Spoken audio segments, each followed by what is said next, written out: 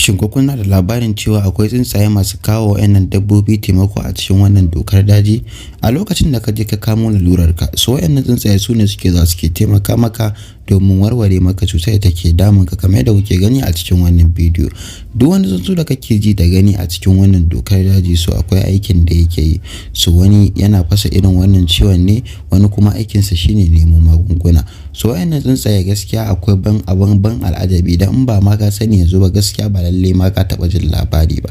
Kamar yadda kuke gani, wannan jakin dawan da kuke gani ya je ne nan ya samu wani ciwo, inda ciwon ya ta kumbura a kafarsa ba tare da ya kawo an masa magani ba.